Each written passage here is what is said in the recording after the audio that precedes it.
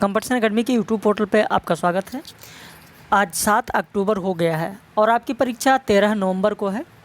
अभी भी 1 माह से 2-4 दिन अधिक का समय आपके पास है और उम्मीद करते हैं कि आप लोग पढ़ भी रहे होंगे, अच्छे से तैयारी आप लोगों की चल रही होगी, रिवीजन भी चल रहा होगा।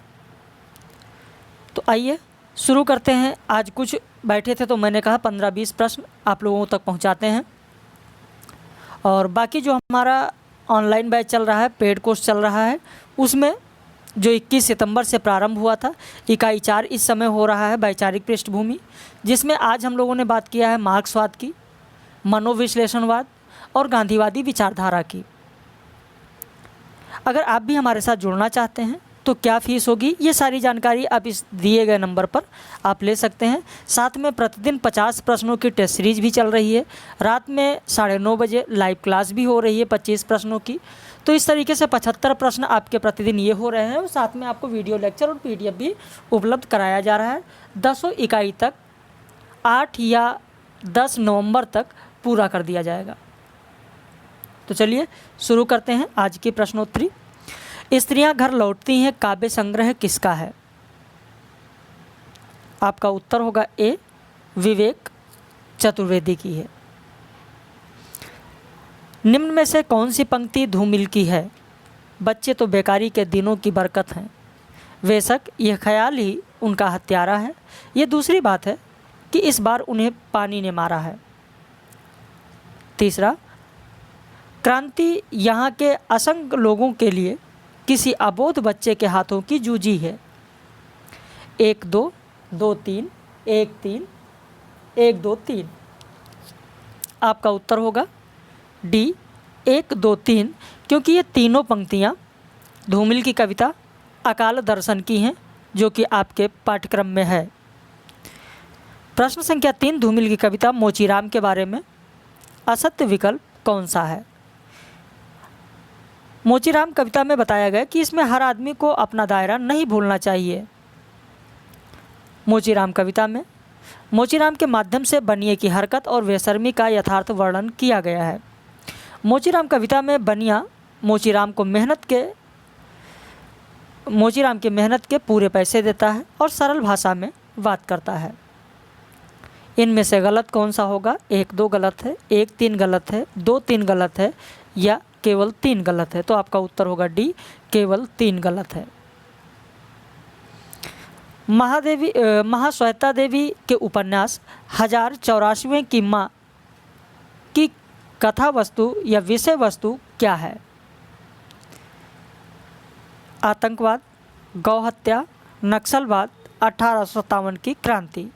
एक बार फिर से सुन लें, महाश्वेता देवी का जो उपन्यास है 1084वें की माँ, इस उपन्यास की विषय वस्तु क्या है? आपका उत्तर होगा सी, नक्सलवाद। हमारी हार का बदला चुकाने आएगा संकल्प धर्मा चेतना का रक्त प्लावित स्वर।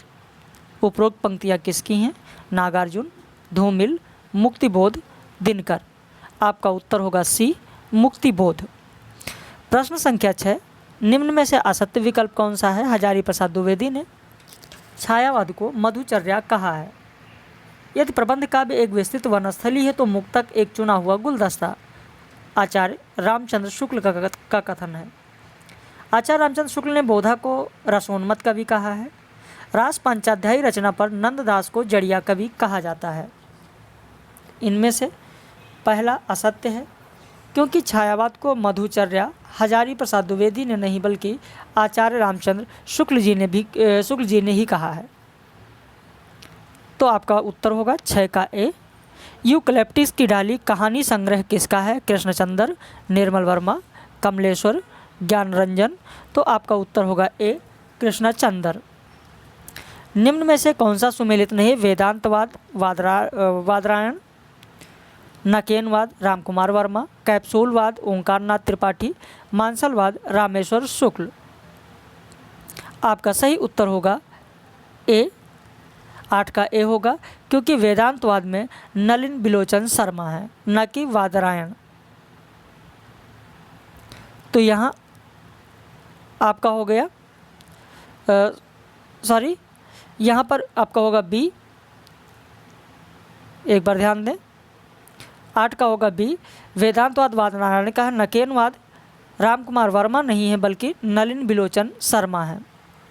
आप लिख लें, नकेनवाद नलिन बिलोचन शर्मा। निम्न में से कौन सा सुमेलित नहीं सक्रिय सुमेलित है? तो इनमें 9 में आपका पहला सुमेलित है सक्रिय कहानी, ये सुमेलित है। सहज कहानी की बात करें तो आप जानते हैं अमृत राय। सचेतन कहानी की बात करें तो महीप सिंह हैं। समांतर कहानी की बात करें तो कमलेश्वर हैं। और स्वच्छंदतावाद में श्रीधर पाठक हैं। तो इस तरीके से इसमें सुमेलित कौन सा है? तो 9 का ए सुमेलित है। बोलना एक भाषा और कविता में प्रयोग करना दूसरी भाषा प्राकृतिक नियमों के विरुद्ध है। उपरोक्त कथन किसका है? आपका उत्तर होगा बी, महावीर प्रसाद द्विवेदी। प्रश्न संख्या 11, देव धन लोलुपता के कारण द्वार द्वार और देश देश में मारे फिरते थे। देव को तो हम भिक्षुक कवि कह सकते हैं, विहारी राज कवि और कविराज थे। उपरोक्त कथन किसका है? आपका उत्तर होगा बी, लाला भगवान दीन। प्रश्न संख्या 12, लोक हृदय के लीन होने की दशा का नाम रस दशा है। उपरोक्त कथन किसका है? आपका उत्तर होगा ए, आचार्य रामचंद्र शुक्ल। प्रश्न संख्या 13, प्रसाद का मनु उसी वर्ग का मनु है जिस वर्ग के स्वयं प्रसाद हैं। उपरोक्त कथन किसका है? तो यहाँ पर आपका उत्तर होगा बी, मुक्ति बोध।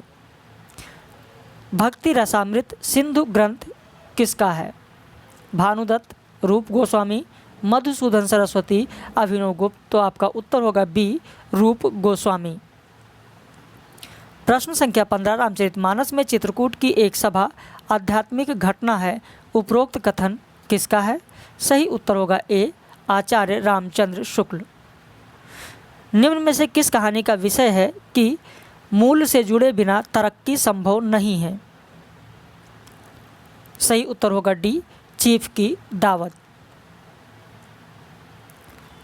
प्रश्न संख्या 17, अलगू और जुम्मन किस कहानी के प्रमुख पात्र हैं?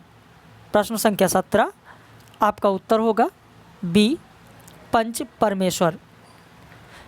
अधूरे साक्षात्कार किसकी आलोचनात्मक रचना है? आपका उत्तर होगा बी, नेमीचंद जैन। तारा किस उपन्यास की महिला पात्र हैं? आपका उत्तर होगा डी, झूठा सच। प्रश्न संख्या 20, अस्मितामूलक विमर्श को किस साहित्यिक पत्रिका ने सर्वाधिक संवर्धित किया?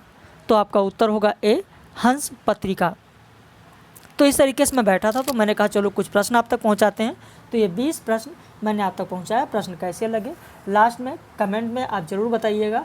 खैर आज मैंने विस्तृत चर्चा नहीं की है, सिर्फ आपको उत्तर बताते हम चले गए क्योंकि प्रश्न की प्रवृत्ति कुछ इस तरीके की थी जिसमें सीधे ABCD ऑप्शन दिया था। जैसा कि और हमारे टेस्ट सीरीज में होता है 4-4 विकल्प होते हैं, चारों विकल्प से प्रश्न बनने की संभावना होती, वैसा नहीं था। आज तो मैंने बहुत साधारण सा प्रश्न लिया और मैंने कहा चलो कुछ आप तक पहुंचा देते हैं क्योंकि समय कम था। तो बाकी हम लोग ऐसे प्रश्नोत्तरी के साथ फिर मिलेंगे। आप आगे बढ़ते रहिए और अपने लक्ष्य की ओर आप अग्रसर रहें। आप अपने लक्ष्य को ज़रूर हासिल करें, यही मेरी कामना है, यही मेरा आशीर्वाद है आप लोगों के लिए। बाकी आप मेहनत करें।